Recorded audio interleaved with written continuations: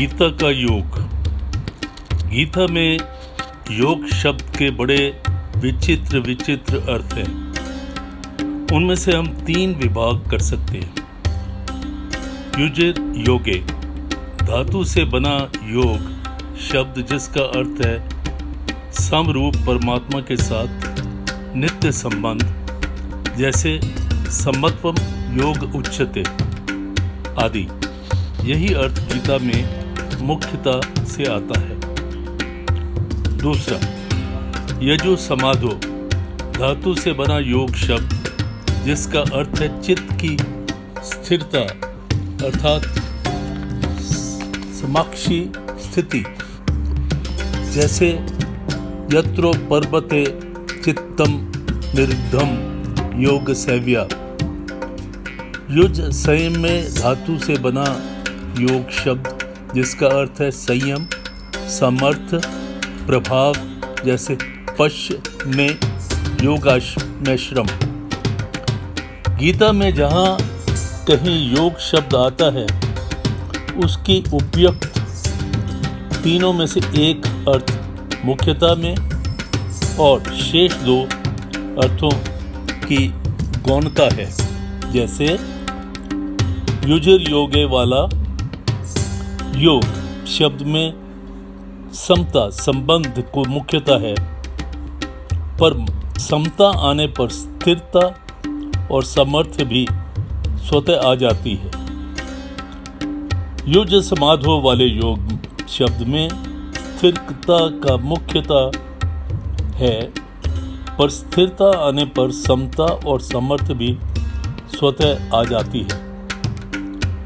Use संयम में योग शब्द में सामर्थ्य की मुख्यता है, पर सामर्थ्य आने पर समता और स्थिरता भी स्वतः आ जाती है।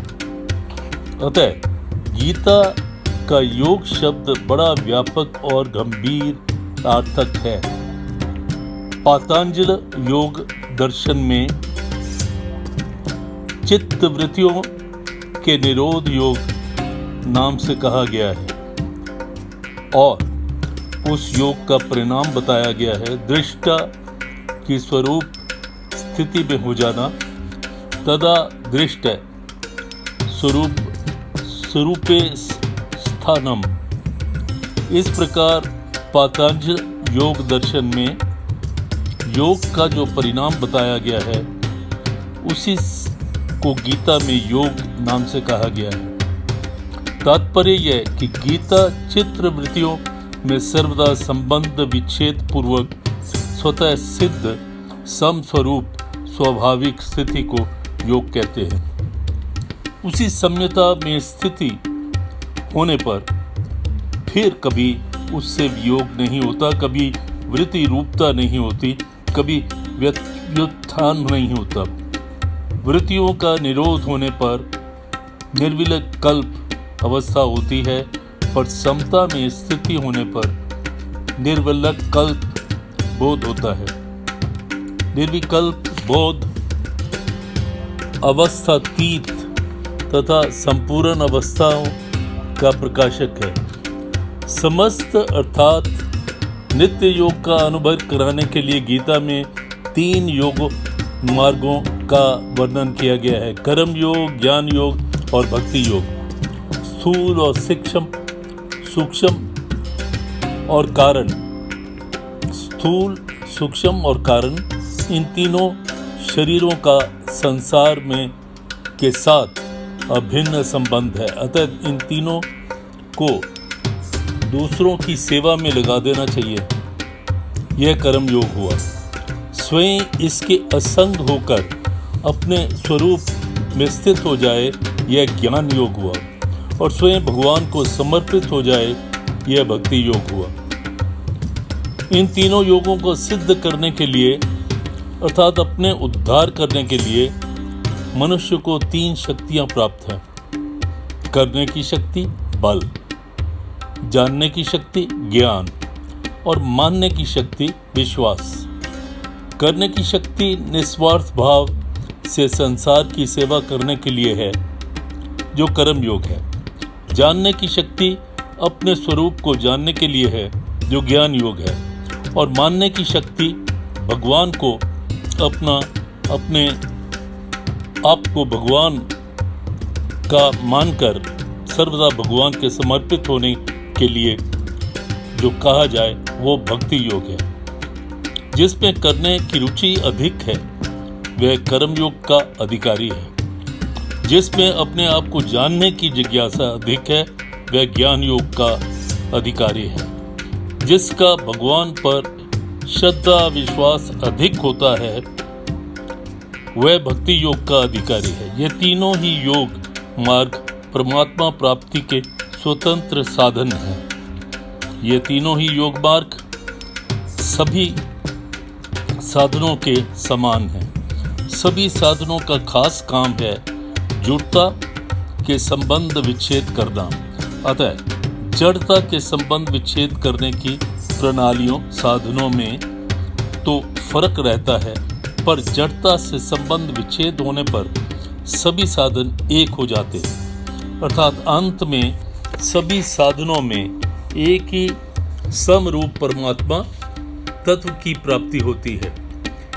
इस समक परमात्मा की प्राप्ति ही गीता योग नाम से कहा गया है। गीता में केवल कर्म योग, केवल ज्ञान योग, केवल भक्ति योग का वर्णन हुआ है, ऐसी बात भी नहीं है। इसमें उपयुक्त तीनों योगों के अलावा यज्ञ, दान, तप, ध्यान योग, प्राणायाम, हर्ष योग, लव योग और साधनों का भी वर्णन किया गया है। इसका खास कारण यही है कि गीता में अर्जुन के प्रश्न युद्ध के विषय में नहीं है, सिर्फ उतने ही नहीं है, प्रत्युत कल्याण के विषय में हैं। और भगवान के द्वारा गीता कहने का उद्देश्य भी युद्ध कराने का बिल्कुल नहीं है। अर्जुन अपने निश्चित कल्याण चाहते हैं, इसीलिए शास्त्रों में जितने कल्याणकारक साधन कहे गए हैं उन संपूर्ण साधनों का गीता में संक्षेप में विशद वर्णन मिलता है। उन साधनों को लेकर ही साधक जगत में गीता का विशेष आदर करते हैं।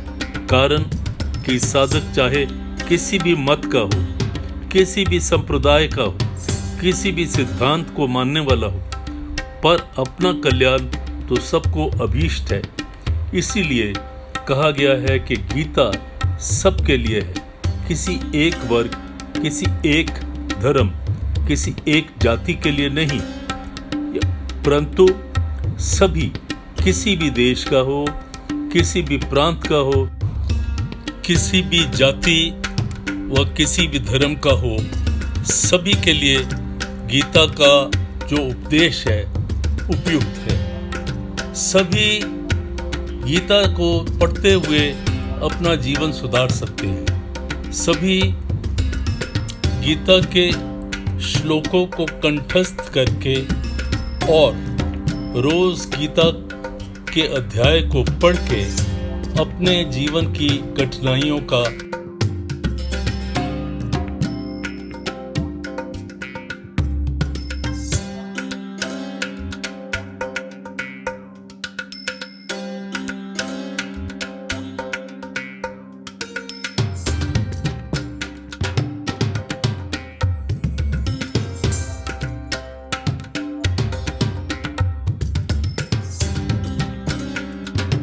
लगाने से गीता की जो ज्ञान है उसको हर रोज के जीवन में उतार सकते हैं। और कहा गया है कि ऐसा गीता का प्रवचन जहाँ भी हो वहाँ जाके सुने और ध्यानपूर्वक जो प्रश्न मन में आए वो पूछे और उसका समाधान करें। इस तरह से गीता को अच्छी तरह से अपने जीवन में उतार दें तो उसका बहुत फायदा, उसका बहुत लाभ होगा।